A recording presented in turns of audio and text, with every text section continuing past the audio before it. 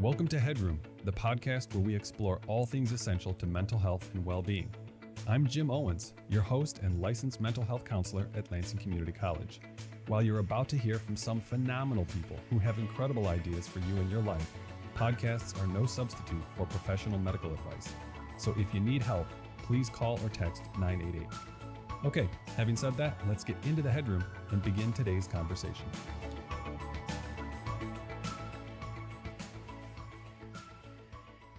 All right, welcome back to the show, everybody. I'm excited to have one of my good friends and colleagues in the studio with us today, Mark Vroman. Welcome, Mark. Hey, good morning, Jim. How are you today? I'm good. Thanks for coming down. You made the trip to campus. My pleasure. My pleasure. Back to my alma mater, right? From Yeah. Back. As we were talking about walking over here, going down memory lane, walking over to the studio, you were a student here. Yes. And yes. I'd love for people to hear a little bit about your background and how you got into your field.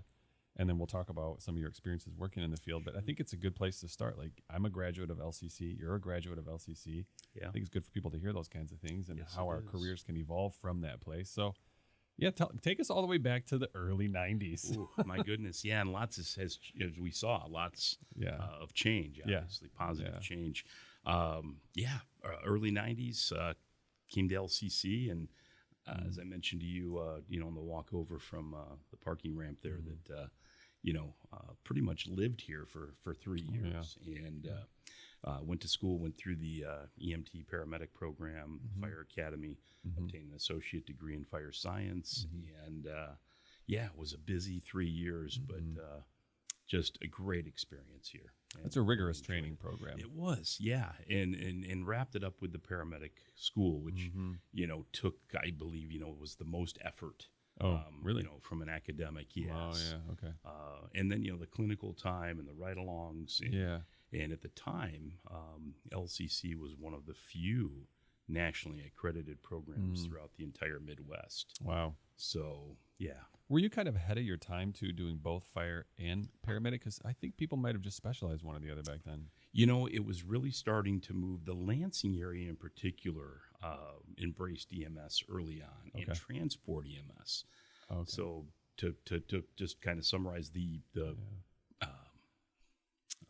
ambulance service would operate out of the fire department. So if you look in the greater Lansing area, and throughout the metropolitan region, you'll see all of the fire departments, nearly all of the fire departments provide transport, fire-based EMS. Okay. So, yeah. And maybe that's when it was transitioning. I mean, I don't know how important this is really to get into, but I'm curious. Okay. Like in the 60s, 70s, 80s, it was like there was a fire department. Sure. And then there was, EMS separate maybe.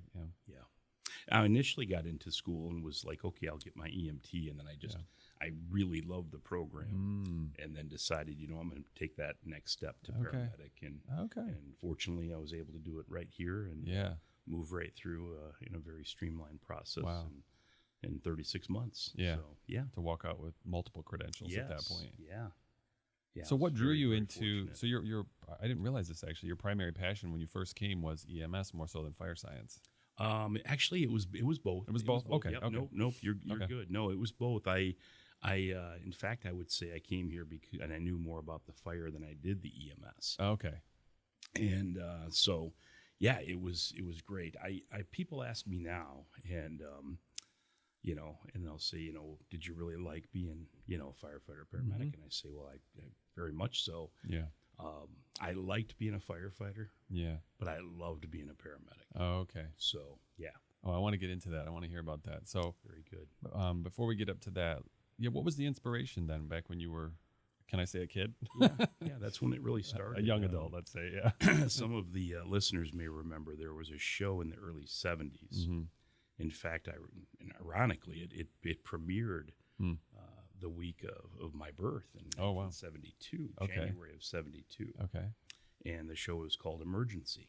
Okay. And it was about the emerging paramedic program in Los Angeles County. Okay. And I think the show ran successfully for 5 or 6 seasons. Okay. And that was must-watch, Saturday night programming for me. Yeah. It was a great family night. I remember my mom making homemade pizza. Wow. We'd watch Emergency, and then that was late, 8 o'clock, 9 o'clock when you're that young. Yeah. But I got to stay up, and then that really just kind of planted the seed, if you will, that just continued to grow over the next, 17, 18 years. Mm-hmm. Wow, that's fascinating that it goes all the way back to your childhood. It does. Really. And I think that's true for a lot of people. Of course, as a psychotherapist, I'm always like, let's go back to your childhood. There you go. Right? Let's go. What was going on when you were age 6? But That's kind of that stuff, actually, those are formative years. We know that. They aren't completely deterministic. They're pivot points more than anything else. But that's exciting. So then you came to the program and your ride-alongs. At what point did you realize that this was not going to be the job you had actually imagined? Because I'm setting this up like that job is harder than it looks from the outside. Is it not? It is. I think when you're younger, most of the time, and when you watch TV, there's a positive outcome. Right.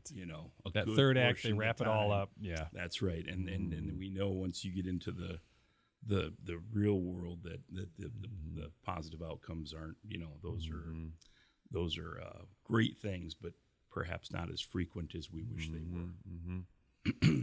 Yeah. And so, of course, you mentioned a second ago doing ride-alongs, and yes, you would have seen, not what's on TV where everything's packaged up nice and neat, or maybe a cliffhanger till next week's episode, but you get closure in some of those scenarios they're not good outcomes. That's a great assessment of really what. But I'm glad that you have the ride along and clinical experience because it does help prepare you. Of course, we have simulation courses and excuse me, and a lot of practical exercises through our training. But having that clinical and those ride along experiences really is where everything really comes together. And then when you get into an agency and an organization, the training and the onboarding is where things really start to come together from school to real world. Getting your clinical skills together.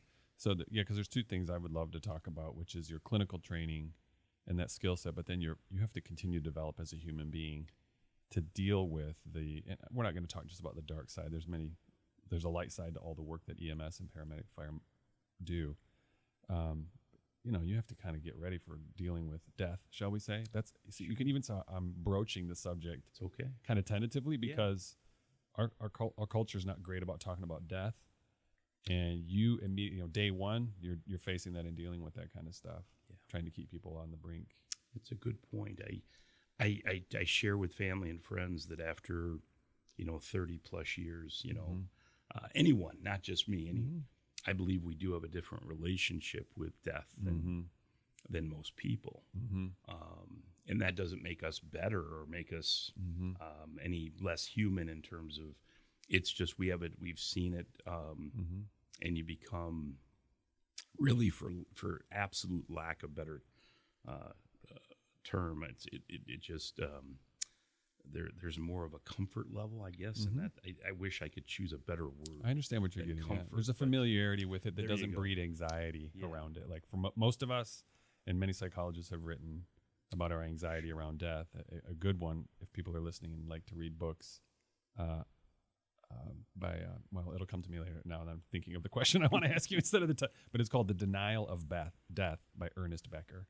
The Denial of Death by Ernest Becker. And he basically posits it's just such a frightening proposition for us that we're going to die.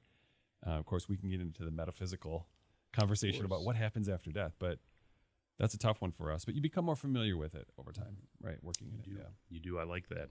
I may steal that term, familiar, as opposed to comfort. You never get perhaps comfortable, but you're very familiar. Yeah, and in that way, it's not so anxiety producing. Yeah. But you loved the work. I mean, you were in it for 30 years? How long did you do it? Yeah, total 30 years. Yeah, okay, totally, 30 years. Walk us through your career a little bit. I mean, would you mind doing that? And then we'll talk about some lessons learned and things. Sure. Yeah. No, thank you. I started and was working as many do in the field as a volunteer firefighter, worked for a variety of private ambulance agencies. Okay. And at the time when I was looking to get on a fire department and join a fire department and make that my life's work, there were typically 20 applicants for every one open position. Wow.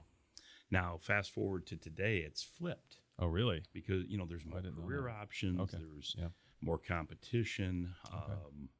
more options for those working with that have those paramedic credentials, Okay.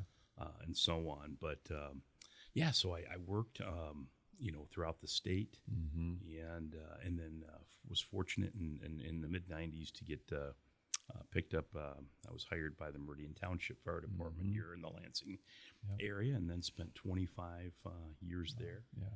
And had a great career. Worked with just wonderful people, and we really had an EMS culture. I mean, we obviously took pride in our fire service and fire suppression and prevention activities, but there was a culture of EMS excellence, and that was what really drew me to that agency.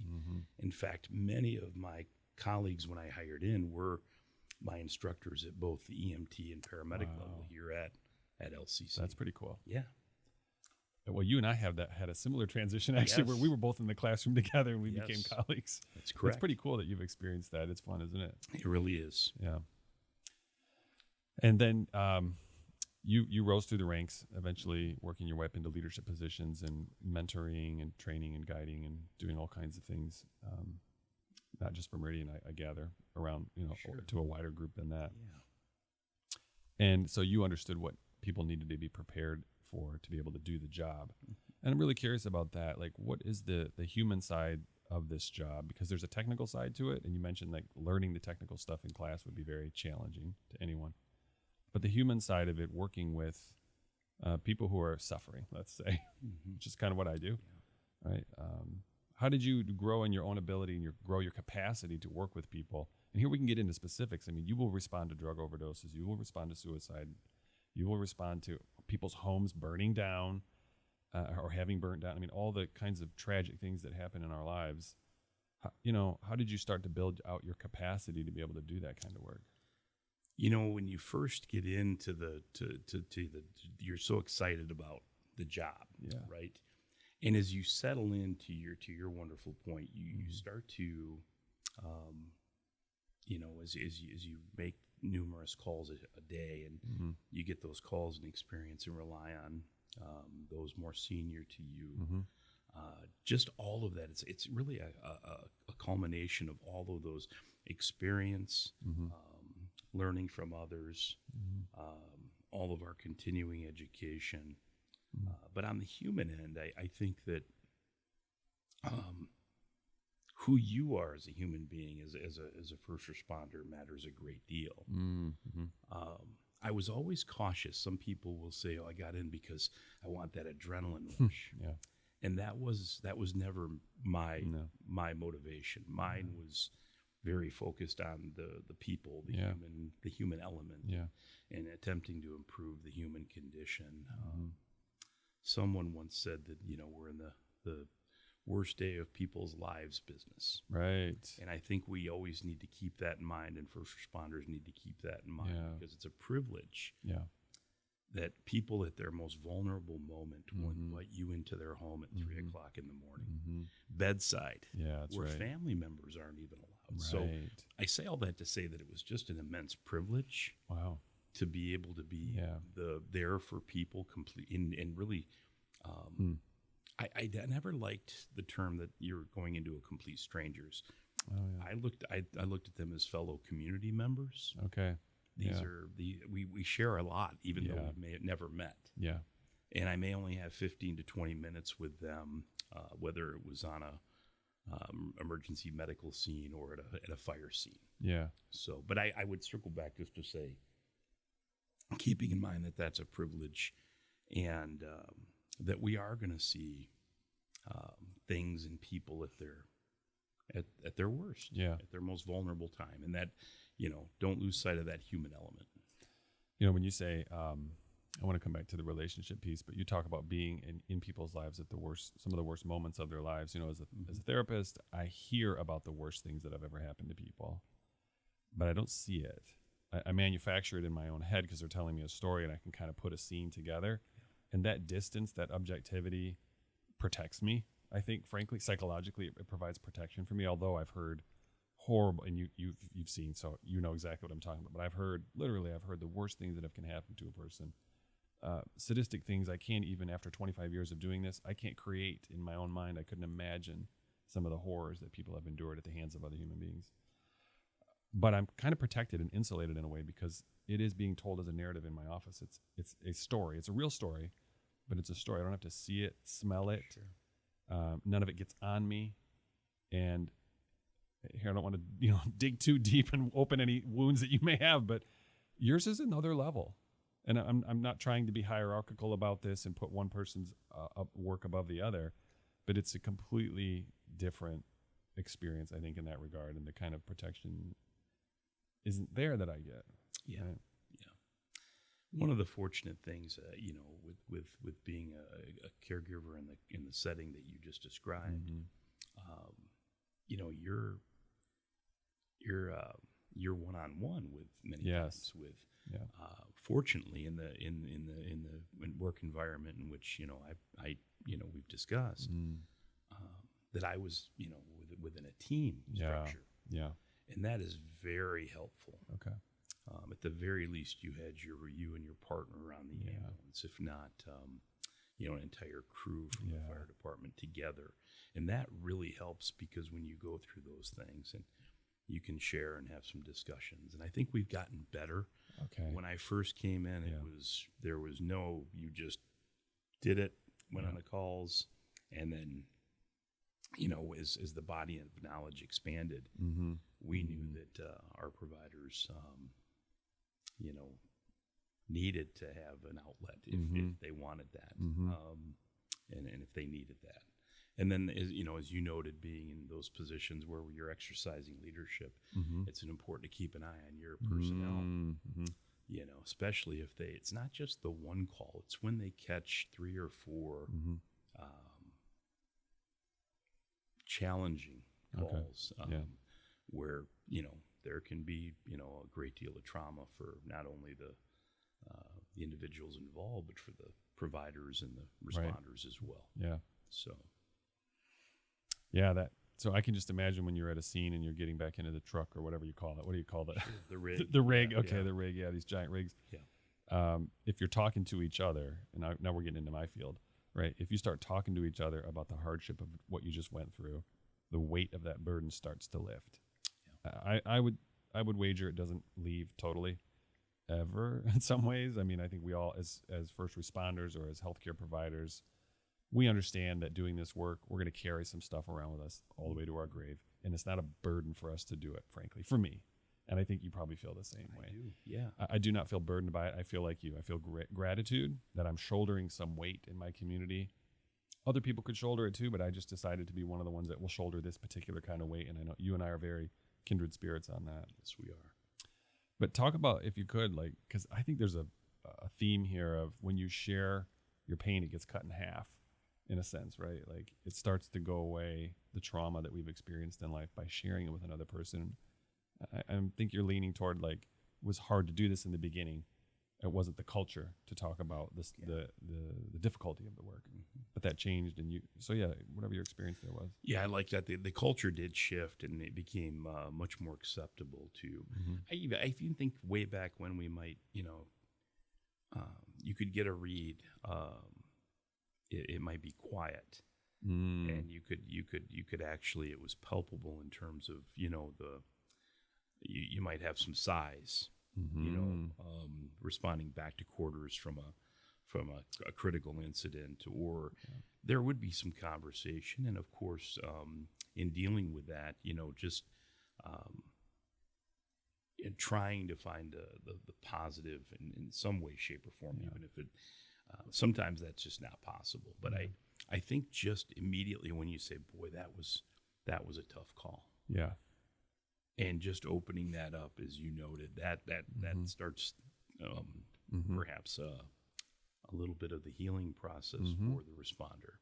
So probably when you went through your training program, and I barely had it in mind, there wasn't a lot of education on what we now call secondary stress trauma, or vicarious traumatization, compassion fatigue. Those are the terms that are in the literature now. Back then, they would have referred to it, you and I are basically the same age, they would have called it burnout and attributed it to what I just described, which is I'm not necessarily being directly traumatized, but I'm being exposed to trauma, which, by the way, one of the criteria for meeting a diagnosis for something like post-traumatic stress disorder, acute stress disorder, is being exposed to, not, having either seen it or heard about it of a loved one. So we're both in those camps. You would see it and hear about it, and I hear about it.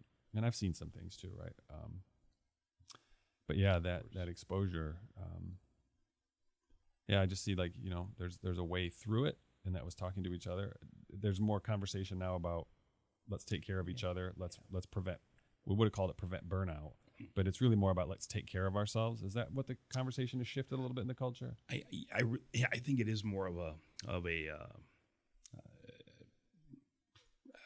again, for lack of a better expression, maybe a holistic view. Okay. Than having it be compartmentalized call by call. Yeah. And then an overall wellness piece to it, in offering that support. And surprisingly enough, some of the research on workplace culture, if your team members, especially in the first responder field, where they have the resources to do their job, they have a support structure in terms of how things are operationalized, from protocol to procedures. Yeah, you can do all of those things and then have wellness programming built in. I think one of the greatest things I saw was the employee assistance programming. Oh yeah, that the health systems provided, and then different organizations could participate in.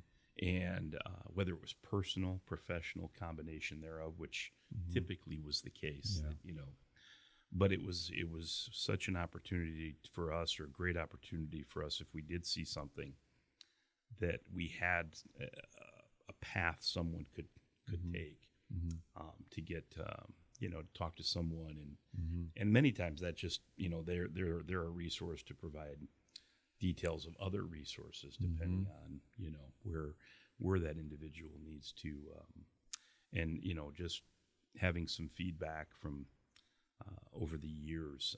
Those can be phenomenal programs if they're utilized. Yeah, and we certainly have those. I agree. We've seen those growing in my industry as well. Yeah. I want to come back to this idea too. You were talking about gratitude, and it strikes me that's a very psychologically important component to bring into the work, because you don't bring gratitude to the work so that you're protected from it, but I think it does that, right? Like if you're talking about going up to a call, and you probably know over the radio what things might look like when you get there sometimes, right? And you know what's coming. And yet I can just imagine, because I know you, but it's probably true of your colleagues, this feeling of gratitude. I'm glad somebody can respond to this. I feel like I'm in a privileged position to be able to respond to this. And that going into that environment, it almost feels like the way you describe it is sacred. When you talk about going up to someone's bedside, the bedside is a very private place for people, right? A bedroom is a very private place for people. A home is a private place. We don't just let anybody into our homes. And yet, they're not strangers. You're not a stranger. And for those of us who've had EMS respond to our homes, we're holding the door open for them so they can get to the person inside we want them to get to fastest, or whatever, as quickly as possible. Yeah. But that sense of gratitude, is that kind of the primary protector, or what else? Yeah, I think there is. I especially as you get your experience in training and education, everything comes together, and you are grateful that you could be there and be the one that can, again, back to that word privilege. I mean, that really is a privilege. Yeah. Someone's time when they're in need to be that person. Yeah. And I never wanted to lose sight of that, because you can get into certain points in your career as you get into that middle, of a 25, 30-year career, into that 12 to 15-year mark, where I don't want to say autopilot, but I was constantly trying and challenging myself to remember to be grateful. Yeah. To remember that it's a privilege. Yeah. And I tried to share that with new people coming on board, and would tell them that if you care about what you do, you care about the people that you're working with, and you care about the community, you'll have a great career. And don't ever lose sight of that. It's easy to get into on the autopilot mode of a Yeah. little bit of what we do. And we certainly don't want to lose sight of, again, back to that being grateful and knowing Yeah. that it's a privilege. Well, when we come back for part 2, I want to talk about your arc through leadership and the continued training you've been talking about, because you and maybe I haven't really reflected on it, but you hit a lull in the middle of your career, but that would have been about the time you went back to college. That's correct. And so now you're nearly done with a PhD. I'm close. That light's getting larger. Yeah. At the very long tunnel. I understand. Yes. I understand. And you understand. Yes. I understand. Yeah, I'm working on one of those myself. But I'm curious about, we know that one of the things that prevents burnout, frankly, in the literature is to stay engaged professionally and grow your skills and stay engaged in your community. And it's very easy for folks like us who, mid-career especially, you're kind of established, you have your credentials, you're either good at your job and you're in it because of that, and you could rest on your laurels a little bit, but you decide to do something crazy, like, you know what, I could sail this on out, Sure. get an early retirement out of the public system and just relax and go find some Mai Tais on a beach or whatever. He said, "No, I'm going to go back to school," and you did. Yes, I did. And when we come back in our part 2, you'll learn that Mark was in my classroom at one point, and he has leapfrogged me through his education. But I'm trying to catch back up. It's not a competition. Oh, no. And now he's doing. Well, I'll love to hear how you characterize it, but you're a professor at a university now, and you're teaching not just in a classroom, but a classroom in a very special place. I'm going to leave that as a cliffhanger for you guys to come back and listen in part 2. So thanks for joining me today for this first part of our conversation.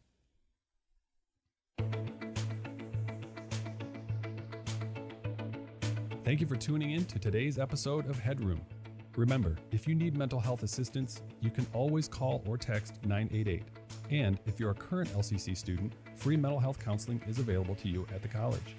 You can learn more at lcc.edu/counseling. I want to thank our producers here at LCC Connect and encourage you to explore other amazing podcasts at lccconnect.com.